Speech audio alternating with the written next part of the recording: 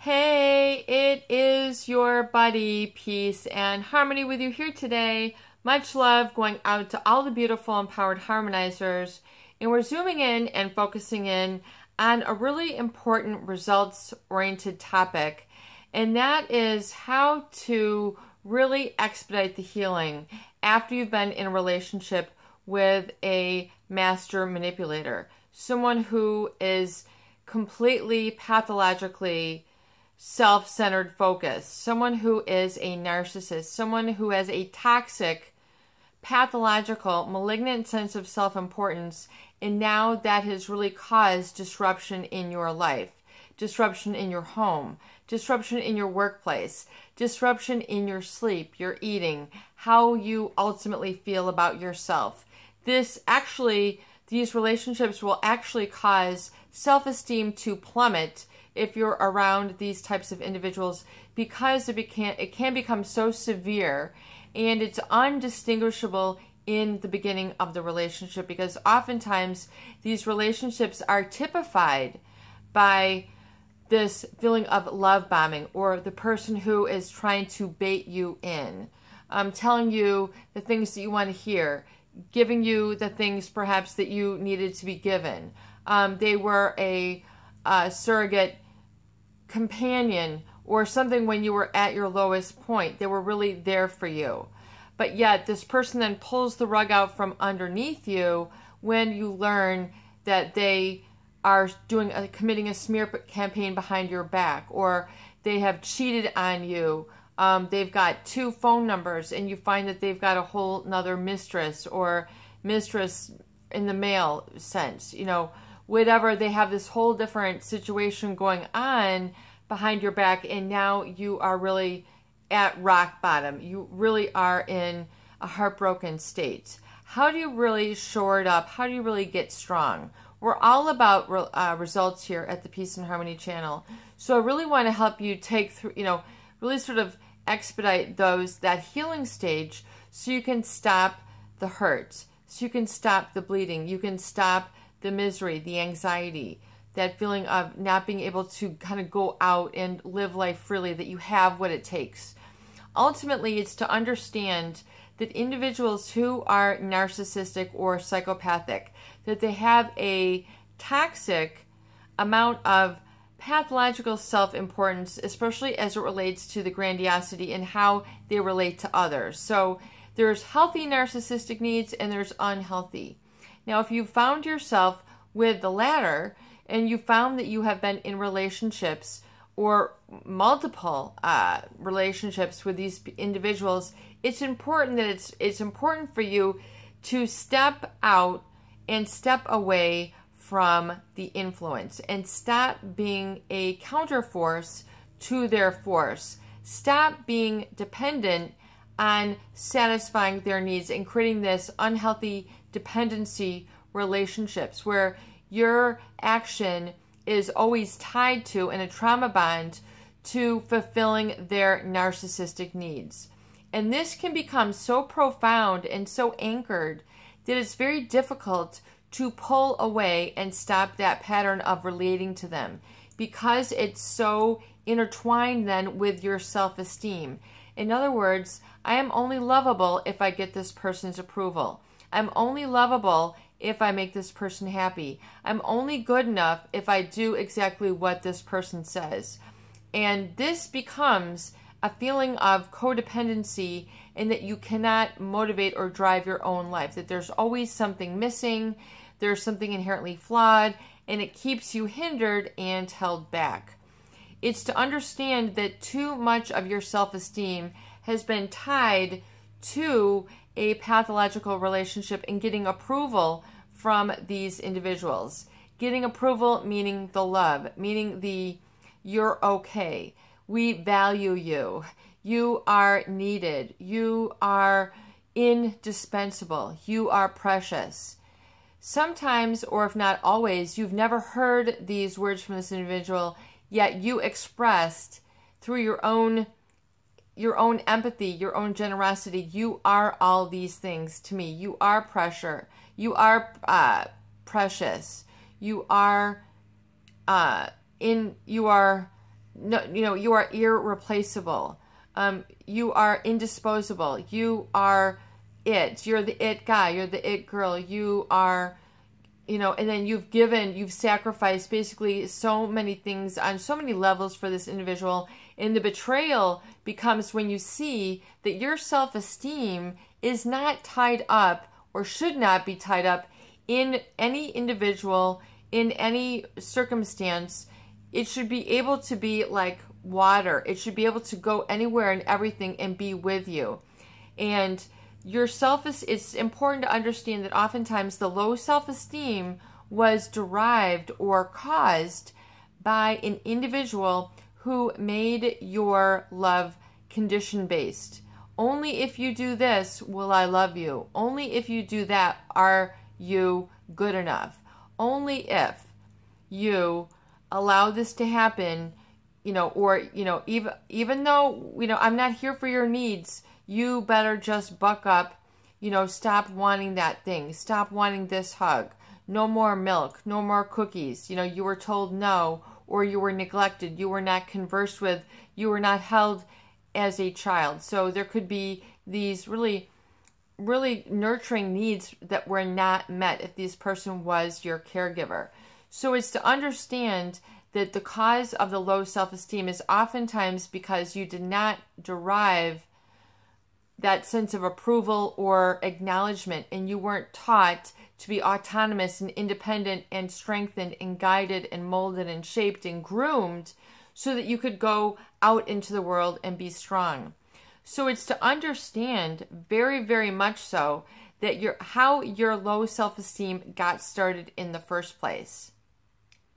And that oftentimes it was tied to a disapproval of a very important or significant person in your life who you love unconditionally, and also who you are as a human being, oftentimes just wired to love these people or the situation, your caregivers, unconditionally. You were taught this is how you treat a mother, a father, a spouse, your children, other people in the world. This is, and so it's to understand that oftentimes this is how your low self-esteem got bottomed out, and how it became then your identity, and it became condition-based. I'm only lovable if, I'm only lovable when, and oftentimes this statement is tied to self-neglect or self-sacrifice, or not at all. So we were not taught that we were lovable. We were not treated as we were precious. We were not treated with the nurturing, the warmth, the listening ear, the curious eyes, the holding of the hands, the wiping of the tears. We were told, you better stop crying, better stop crying, or I'll give you something to cry about, and then so you were told just to push away your feelings. So you never got a chance to work through these. So they're still in there. It's kind of like the old library catalog where, you've got A through Z, and you can have, back in the day when they would have these on like little index cards, you got a gazillion index cards with all of the events that caused these feelings. So it's important to understand the events that created the feelings. Oftentimes were very, very much long ago. So it could be years ago, it could be decades ago, that these events caused the feelings, which then you rememorized and rehearsed and just kept playing and over again, so that your identity and your I am became caught up in this pattern. Some of it good, but some of it harmful. So it's time to separate out the harmful and separate out the negative, especially the negative things, or the catastrophizing, or the conditional love and requirements that were sort of inbred or cultivated and imprinted within you, and to stop the pattern that's creating this effect. And ultimately, to get to self-trust, because oftentimes these relationships with a narcissist or a psychopath caused vast amounts of distrust, not only of this person, but really of yourself. And that distrust can be so painful that it's better to just smooth over it, spackle over it, and to just continue in a hurtful relationship, because to do the contrary, to break free, to be independent, to be autonomous, to trust yourself and learn through, trial of fire, thrown to the lions, how to create self-trust. So instead of, avoiding that, in order to avoid that work, a lot of people oftentimes will stay in these very damaging relationships. But it's only until you hit rock bottom and you say enough is enough and you begin to walk away, with each little step, you gain more and more perspective and more self-trust. It's so important for you to pat yourself on the back when you enter into positive early direction thinking, when you begin to enter into those feelings that have caused the low self-esteem, and not allow those past events to taint your present moment. It can go for a very, very, very long time, where, perhaps it's caused you to recreate these relationships where you were not loved, where you were only loved conditionally, where you were caught, in situations where you're always face to face with someone who's better than you. And then there's this insecurity in your workplace. In other words, you keep recreating these patterns wherever you go, and it becomes your eating patterns, your sleeping patterns. Eventually it becomes your health patterns. So it's to say, okay, enough is enough. I'm going to let that go, and I'm going to trust number one. You have to know who number one is. Number one is you. Number one is Y-O-U, capital Y-O-U, capital S-E-L-F, yourself. So your internal essence is the essence that you have to turn to and trust, because that is where the divine is. When you're exiting out of that pecking order, out of the hallway of the, talking about this, talking about that, when you get right down to it, you have a core of your own little ecosystem. You're like your own little ecology. You have to keep it watered. You have to give it sunlight. You have to give it fertilizer. You have to give it, this nurturing. You have to tend to it with kid gloves. You have to keep an eye on it. You have to watch out for the environment and what extreme environment conditions are going to come in. Is it, tornadoes sweeping through, like emotional tornadoes? Or is it scorching drought, like the hostile, aggressive people? Is it, the animals that are going to come through and eat your seeds while you're still letting them grow and they're not strong enough yet? The people who want to distract you with manipulation and poke at you and play mind games.